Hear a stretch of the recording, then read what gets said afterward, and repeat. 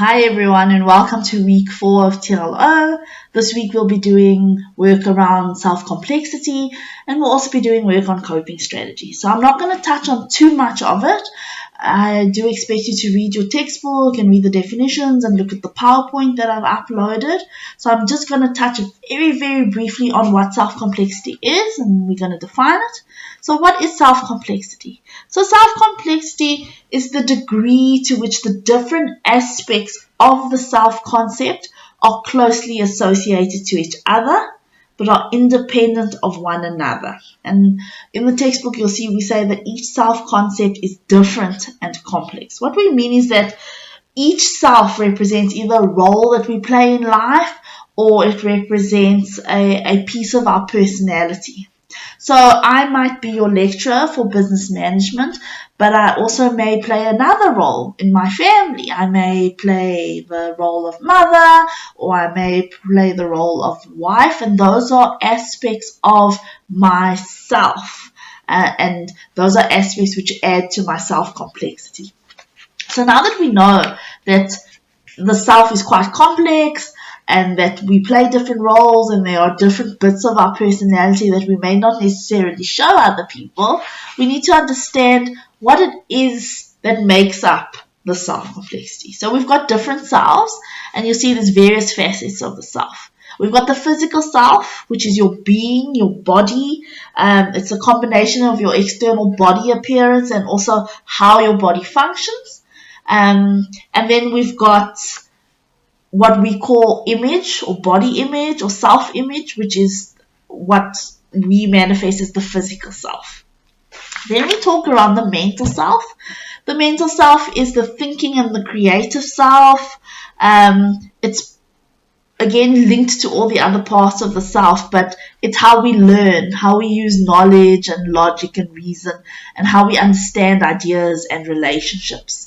And so also it's the ability to adapt to new situations and also to solve problems. So maybe when you embarked on this course or when you started out your higher certificate a few modules back, your mental self would have kicked in terms of adapting to the new distance learning environment, adapting to learning individually with some support academically. So the mental self is how we use that knowledge and how we use that logic.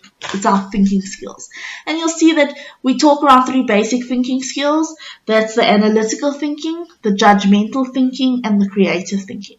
Now, the creative thinking would be how we express ourselves artistically, how we, if we have an artistic side, which all of us do, it manifests in different ways.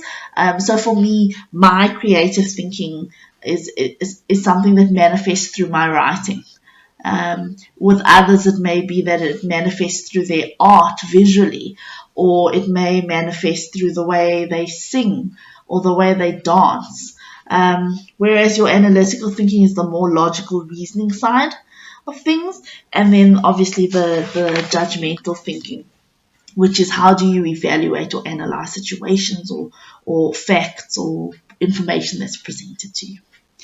Then we look at the emotional self, and part of being a leader and part of transitioning to leading others means that we need to take a good look at our emotional self. And we know that an emotion is defined as a feeling, it's a passion or an excited mental state.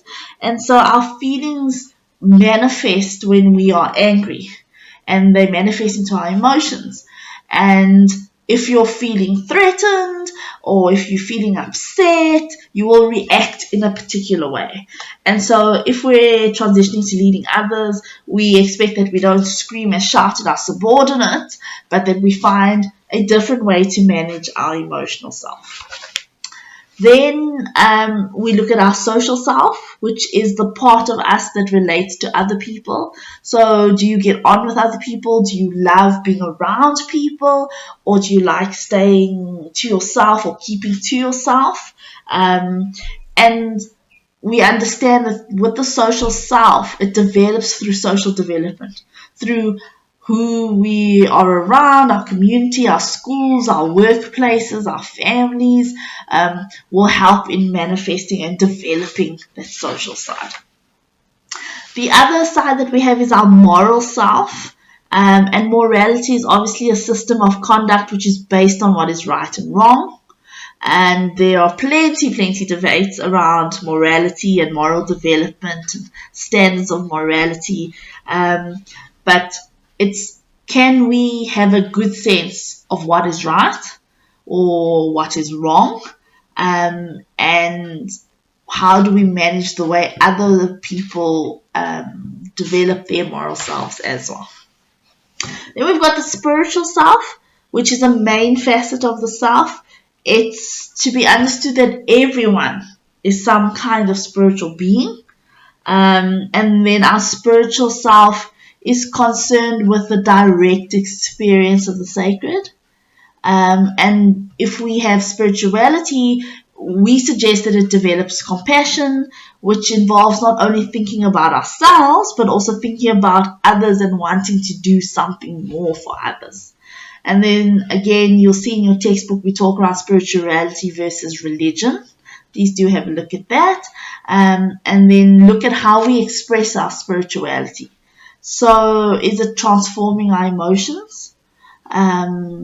Is it around concentration and the development of a peaceful mind? There are different ways of manifesting the spiritual self. The ideal self is the image that you have of the person you would like to be. And so if you admire someone, then there's a strong identification with that person. So if you grow up with your parents and you have strong identification to your parents or to your siblings or to an aunt or an uncle, and you want to be just like that person, you begin to mimic those traits as well. And so you see yourself as being similar to that person. The extended self. So sometimes people that are important to you become part of you, and you identify again with that, or you identify with the person, or you identify with a group of people or an object. So it might be that in your community there's a particular social group that you identify with.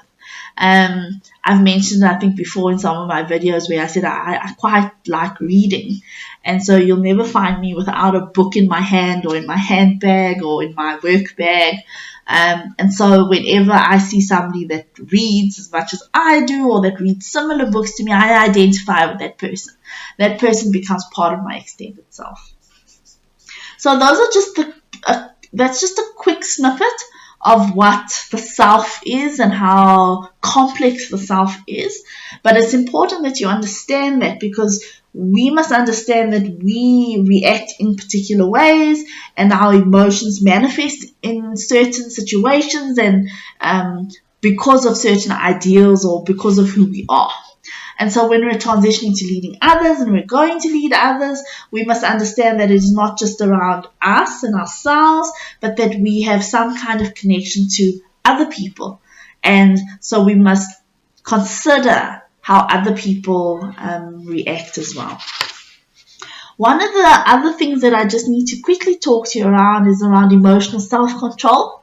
So how do you control your emotions? I think I mentioned earlier, or in one of the videos I mentioned, that we can't just scream at someone at work. Or we must be able to keep our emotions in check. So what kind of emotional self-control do we have? And how do we show our emotions to other people? And then there's general guidelines for how you can have emotional control, and there's a different process. You'll see on the PowerPoint, it's the robot method. So if somebody makes us really angry, do we stop and calm down and think before we act? That's the red in the robot. Then the orange is the think, name the problem, how do you feel?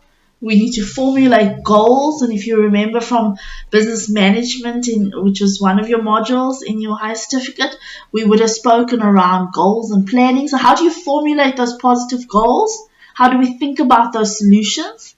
And then the green is go on and try the best plan. So sometimes the first reaction that we have is not necessarily the best reaction.